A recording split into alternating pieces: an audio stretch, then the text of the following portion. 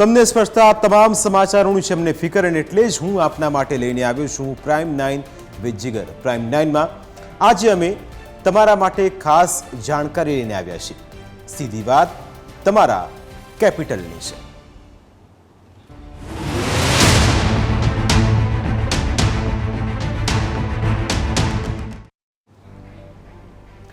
નવો મહિનો શરૂ થઈ રહ્યો છે અને નવા નિયમો આવી રહ્યા છે. રાંધણ ગેસ સિલિન્ડર સિમ કાર્ડ તો બધાની પાસે જ હોય જ. એ જોતા આ નવા નિયમો તો બધા પરિવારોને લાગુ પડશે જ. પણ તમારી પાસે ક્રેડિટ કાર્ડ હોય, પેટીએમ વોલેટ હોય તો પણ આ નવા નિયમો લાગુ પડશે. તેથી આ નિયમો જાણવા જરૂરી છે. 1 જુલાઈથી ક્રેડિટ કાર્ડ સંબંધિત નવા નિયમો ઉપરાંત પેટીએમ, SBI કાર્ડ સહિતની કેટલીક બેંકો પણ નવા નિયમો અમલી બનાવવા જઈ રહી છે.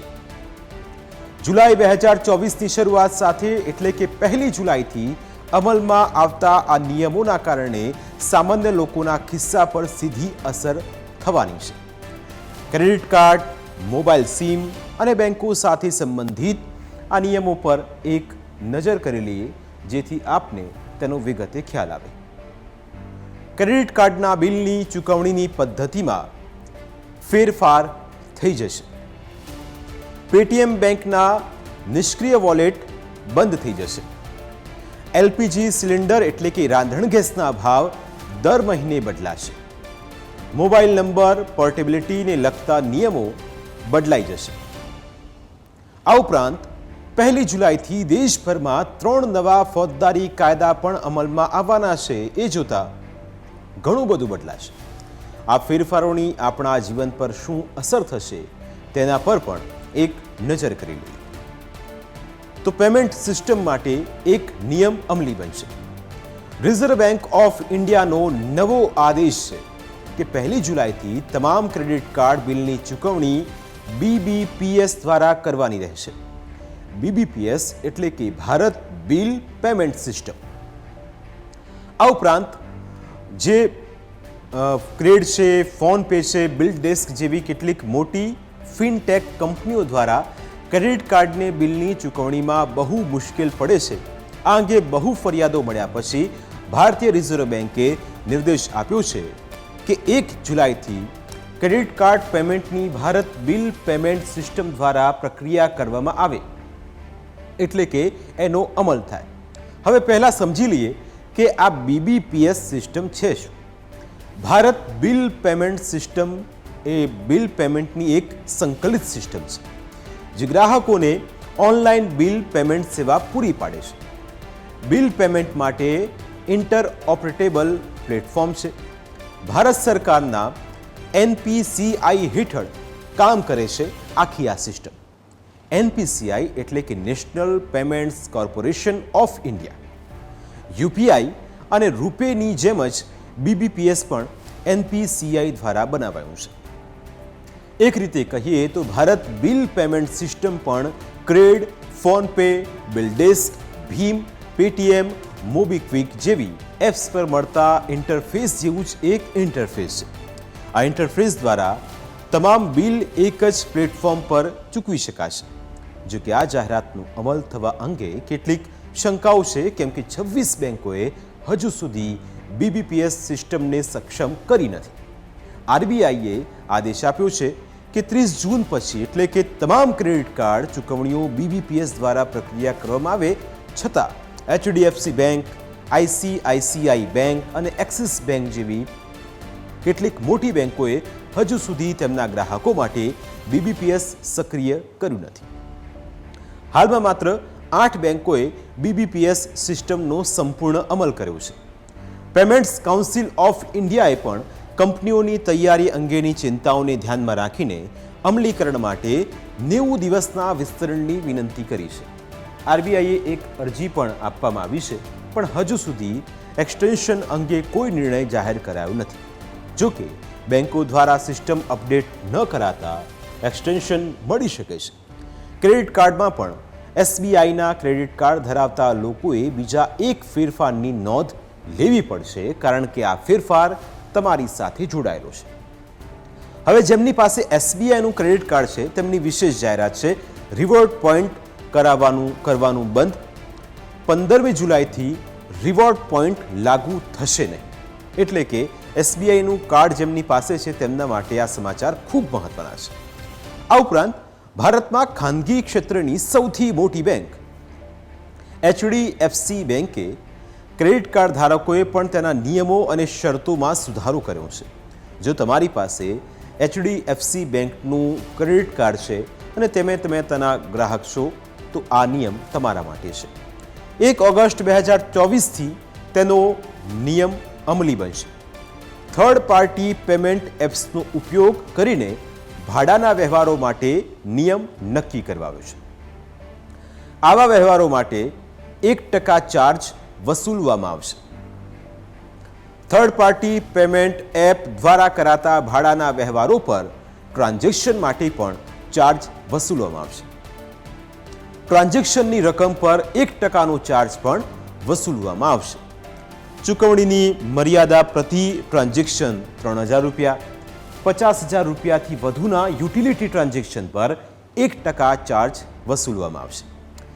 ₹50,000થી નીચેના ટ્રાન્ઝેક્શન પર કોઈ વધારાનો ચાર્જ નથી. ₹15,000થી વધુના ફ્યુઅલના વ્યવહારો પર 1%નો ચાર્જ લાગશે. 15,000થી ઓછા વ્યવહારો પર કોઈ વધારાના ચાર્જ લાગશે નહીં. 15,000થી વધુના વ્યવહારો પર સમગ્ર રકમ પર 1% ચાર્જ વસૂલવામાં આવશે. હવે થર્ડ પાર્ટી એપ્સ દ્વારા કરવામાં આવતા ટ્રાન્ઝેક્શન પર 1% ચાર્જ વસૂલવામાં આવશે. તમામ આંતરરાષ્ટ્રીય અથવા ક્રોસ કરન્સી વ્યવહારો પર 3.5%ની માર્કઅપ ફી વસૂલવામાં આવશે. સ્ટેટમેન્ટ ક્રેડિટ અથવા કેશબેક પર રિવોર્ડ રિડીમ કરનારા ગ્રાહકો માટે પણ નિયમ છે. આવા ગ્રાહકો પાસેથી ₹50ની રિડેમ્પશન ફી વસૂલવામાં આવશે. રિવોલ્વિંગ ક્રેડિટ ફેસિલિટીનો ઉપયોગ કરતા ગ્રાહકો પર દર મહિને 3.75% ચાર્જ વસૂલવામાં આવશે. વ્યવહારની તારીખથી બાકી રકમની સંપૂર્ણ ચૂકવણી સુધી તે લાગુ રહેશે. કોલેજ અથવા સ્કૂલની વેબસાઇટ પર અને તેમના POS મશીનો દ્વારા સીધા કરવામાં આવેલા વ્યવહારો માટે કોઈ ચાર્જ લેવામાં આવશે નહીં. કોઈ પણ ઓનલાઈન અથવા ઓફલાઈન સ્ટોર પર ઇઝી EMI વિકલ્પનો લાભ લેવા માટે ગ્રાહકોએ ₹299 સુધીની EMI પ્રોસેસિંગ ફી ચૂકવવી પડશે. રિઝર્વ બેંક ઓફ ઇન્ડિયાએ ક્રેડિટ કાર્ડ ઇસ્યુ કરવા અને તેની કામગીરી માટે 2 વર્ષ પહેલા ગાઈડલાઈન બહાર પાડી હતી. આ ગાઈડલાઈન મુજબ બેંક 7 વર્કિંગ દિવસોમાં ક્રેડિટ કાર્ડ બંધ કરવાની પ્રક્રિયા પૂરી નહીં કરે તો તેમને ખાતું બંધ થાય ત્યાં સુધી દરરોજ ₹500નો દંડ ભરવો પડશે. Reserve Bank of India credit card અને debit card issues and conduct દિશા નિર્દેશો 2022 આ પ્રમાણે ગાઈડલાઈન 1 જુલાઈ 2022થી જ અમલમાં આવી ગઈ છે. પણ તેનો અમલ નહીં કરાતા હોવાની ફરિયાદોના પગલે 1 જુલાઈથી કડક રીતે અમલ કરાશે. આ ગાઈડલાઈનમાં ક્રેડિટ કાર્ડને લગતા નિયમો, ભારતમાં કાર્યરત પેમેન્ટ્સ બેંક, સ્ટેટ કોઓપરેટિવ બેંકો અને ડિસ્ટ્રિક્ટ સેન્ટ્રલ કોઓપરેટિવ બેંક સિવાયની શેડ્યુલ બેંકો અને NFBCને લાગુ પડશે. આ સિવાય બીજા પણ કેટલાક નિયમોનો કડકાઈથી અમલ કરાશે. ક્રેડિટ કાર્ડ ધારકો માટે શું ફેરફાર છે પણ સમજો. ક્રેડિટ કાર્ડ એકાઉન્ટ બંધ કરવાની પ્રક્રિયાની શરૂઆત થશે. કાર્ડ ધારક 30 દિવસની અંદર કોઈ પણ જવાબ ન આપે તો શું થશે? તો એ દરમિયાન જો તમામ બિલ ક્લિયર થઈ જાય તો શું થશે? આવી સ્થિતિમાં કાર્ડ ઇસ્યુ કરનાર કાર્ડ બંધ કરી શકે છે. એટલે કે આ ટ્રાન્ઝેક્શનની એક પ્રોસેસ છે. આગળ વધીએ અને સમજીએ કે કાર્ડ બંધ કર્યાના 30 દિવસની અંદર ક્રેડિટ ઇન્ફોર્મેશન કંપનીને આપવાની રહેશે. હવે એકાઉન્ટ બંધ કરતી વખતે ક્રેડિટ કાર્ડ એકાઉન્ટમાં થોડું ક્રેડિટ બેલેન્સ હોય તો શું કરશો? તો આવી સ્થિતિમાં બેલેન્સને કાર્ડ હોલ્ડરના બેંક એકાઉન્ટમાં ટ્રાન્સફર કરવું પડશે. આ ઉપરાંત કયા નિયમોમાં ફેરફાર થવાનો છે જે આપના રોજિંદા જીવન સાથે સંકળાયેલા છે તેના વિશે કરીશું વાત એક નાનકડા બ્રેક બાદ.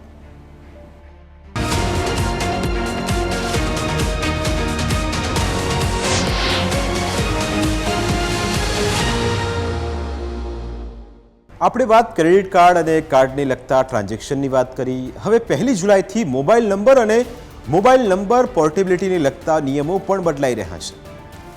કારણ કે મોબાઈલ ધારકો માટે બદલાયા છે આ નિયમો. કાર્ડ ચોરાય કે નુકસાન થાય તો તરત નવું કાર્ડ નહીં મળે.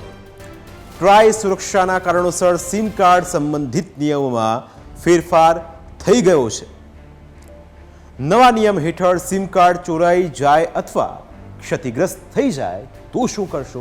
તો ગ્રાહકો હવે નવા સિમ માટે થોડો સમય તેમને રાહ જોવી પડશે. અગાઉ સ્ટોર પરથી નવું સિમ કાર્ડ મળતું હતું. હવે એનો લોકિંગ પિરિયડ લંબાવવામાં આવ્યો છે. હવે 7 દિવસ પછી નવું સિમ આપવામાં આવશે. છેતરપિંડી જેવા કેસો પર અંકુશ લગાવવા માટેની આ એક કોશિશ છે. ટેલિકોમને લગતા ઘણા નિયમોમાં સુધારો કરીને તેને કડક બનાવાયા છે. સુધારેલા નિયમોનો પણ 1 જુલાઈથી અમલ થઈ રહ્યો છે. એક આઈડી પર માત્ર 9 સિમ કાર્ડ લઈ શકાય. દેશના બીજા રાજ્યોમાં એક વ્યક્તિ પોતાના નામે 9 સિમ કાર્ડ લઈ શકે. જમ્મુ કાશ્મીર અને ઉત્તર પૂર્વીય રાજ્યોના કિસ્સામાં 6 સિમ કાર્ડ લઈ શકાય. મર્યાદાથી વધુ સિમ કાર્ડ લેનારને ભારે દંડ થશે. નિયમનું પ્રથમ વખત ઉલ્લંઘન કરવા બદલ 50,000 રૂપિયાનો દંડ છે. બીજી વખત જો ઉલ્લંઘન કરવા પર 2 લાખ રૂપિયાનો દંડ વસૂલવામાં આવશે. ત્રીજી વખત ઉલ્લંઘન કર્યું તો જેલ ભેગા પણ થવું પડશે. અન્ય કોઈ વ્યક્તિના આઈડીના આધારે સિમ કાર્ડ લેવા બદલ 3 વર્ષની જેલ ઉપરાંત 50 લાખનો તોતિંગ દંડ પણ થઈ શકે. અત્યારે લોકોને બેફામ મેસેજ મોકલે છે કંપનીઓ. હવે યુઝર્સની સંમતિ વિના કંપનીઓ કમર્શિયલ મેસેજ પણ મોકલી શકશે નહીં. આ નિયમ તોડવા બદલ 2 લાખ સુધીનો દંડ ચૂકવવો પડશે. મોબાઈલ નંબર પોર્ટેબિલિટી અંગે પણ નવો નિયમ બનાવાયો છે. નવા નિયમ પ્રમાણે સિમ સ્વેપ અથવા સિમ રિપ્લેસમેન્ટ પછી ઓછામાં ઓછા 7 દિવસ પસાર થયા પછી જ મોબાઈલ નંબર પોર્ટ કરવો શક્ય બનશે. ટેલિકોમ મંત્રાલયે શુક્રવારે સત્તાવાર નિવેદનમાં બહાર પાડીને એલાન કર્યું હતું કે ભારતીય દૂરસંચાર નિયમનકારી પ્રાધિકરણ એટલે કે ટ્રાઈએ નવો કાયદો 14 માર્ચ 2024ના રોજ જારી કર્યો હતો.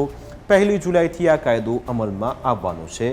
આ કાયદા એટલે કે ટેલિકોમ્યુનિકેશન મોબાઈલ નંબર પર પોર્ટેબિલિટી નિયમનો 1 જુલાઈથી અમલ થતાં મોબાઈલ સિમના ગુનાહિત પ્રવૃત્તિ માટેના ઉપયોગ પર નિયંત્રણ આવી જશે. આ કાયદામાં કરવામાં આવેલો સુધારો ક્રિમિનલ્સ દ્વારા સિમ સ્વેપ અથવા સિમ રિપ્લેસમેન્ટનો ઉપયોગ કરીને મોબાઈલ નંબર પોર્ટ કરવાના કિસ્સા પર અંકુશ લગાવવા માટે છે. આ સુધારેલા કાયદા હેઠળ એક નવી જોગવાઈ ઉમેરવામાં આવી છે. મોબાઈલ નંબર પોર્ટ કરવા માટે માંગવામાં આવતા યુનિક પોર્ટિંગ કોડ એટલે કે યુપીસીને લગતી આ જોગવાઈ પ્રમાણે તાત્કાલિક કરાતી કોઈપણ રિક્વેસ્ટ રિજેક્ટ થશે. નવા કાયદાથી હવે મોબાઈલ ઓપરેટર્સને યુનિક પોર્ટિંગ કોડની વિનંતીને નકારવાનો અધિકાર મળ્યો છે. સિમ સ્વેપ અથવા રિપ્લેસ કર્યાના 7 દિવસની અંદર પોર્ટ કોડની વિનંતી મોકલવામાં આવી હોય એવા કિસ્સામાં યુનિક પોર્ટિંગ કોડની વિનંતીને સંપૂર્ણપણે નકારી કઢાશે, જ્યારે એ પછીના કિસ્સામાં ઓપરેટર નિર્ણય લેશે. આ નિયમનો અર્થ એ થયો કે સિમ સ્વેપ અથવા સિમ રિપ્લેસમેન્ટ પછી ઓછામાં ઓછા 7 દિવસ પસાર થયા પછી જ મોબાઈલ નંબર પોર્ટ કરવું શક્ય બનશે. મતલબ કે ટેલિકોમ કંપનીઓ સિમ બદલવા અથવા નવું સિમ લેવાના 7 દિવસ પૂરા થયા પહેલાં યુનિક પોર્ટિંગ કોડ એટલે કે યુપીસી જાહેર કરી શકશે નહીં. યુપીસી મોબાઈલ નંબર પોર્ટ કરવા માટેનું પહેલું પગલું છે. ગ્રાહકો તેમના હાલના ટેલિકોમ ઓપરેટરને સંદેશ મોકલે છે અને તેમને 8 અંકનો કોડ મળે છે. મોટાભાગની સિમ સ્વેપ છેતરપિંડી મોબાઈલ નંબરને બીજી કંપનીમાં ખસેડતી વખતે એને મોબાઈલ નંબર પોર્ટેબિલિટી અને નવું સિમ લેતી વખતે થાય છે. તેથી આ નિયમ બનાવાયો છે. હવે સોશિયલ મીડિયાનો દુરુપયોગ અટકી જશે. સરકારે સોશિયલ મીડિયાના દુરુપયોગને રોકવા નિયમ બદલ્યો છે. કટોકટીમાં સરકાર ટેલિકોમ્યુનિકેશન નેટવર્કને પોતાના હાથમાં લઈ શકશે.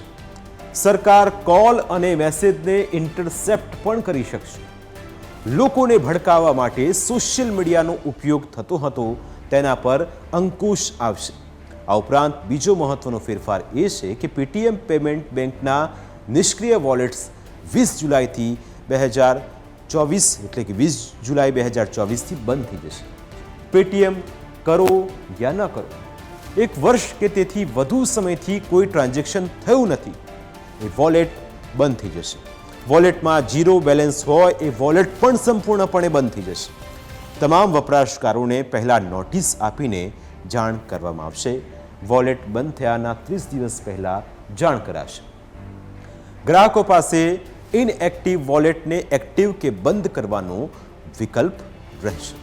જો છેલ્લી તારીખ સુધીમાં ઇનએક્ટિવ એકાઉન્ટ અને વોલેટને એક્ટિવ અથવા બંધ નહીં કરવામાં આવે તો એકાઉન્ટ અને વોલેટને ઓટોમેટિક બંધ કરી દેવામાં આવશે. પેટીએમ પર ધીરે ધીરે જે રીતે નવા તવાઈ આવી રહી છે એ જોતાં તેની સિસ્ટમને વ્યવસ્થિત કરવાની પ્રક્રિયા ચાલી રહી છે એ સ્પષ્ટ છે. આ ઉપરાંત રાંધણ ગેસના ભાવોમાં પણ હવે દર મહિને ફેરફાર થશે.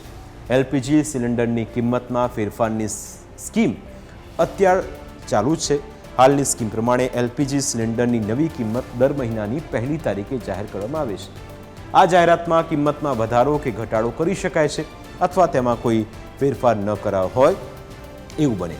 અત્યારે જે સ્થિતિ છે તેમાં કંપનીઓ દર મહિને જાહેરાત કરતી નથી. હવે પછી ભાવ ન બદલાયા હોય તો પણ પેટ્રોલિયમ કંપનીઓએ આ બધાને લગતા અપડેટ જાહેર કરવા પડ્યા છે. એટલે આ બધું બદલાઈ રહ્યું છે અને સાથે બદલાઈ રહી છે કેટલીક સિસ્ટમો, કેટલાક નિયમો, અને આ નિયમનો અમલ કરવો પણ એટલો જરૂરી છે.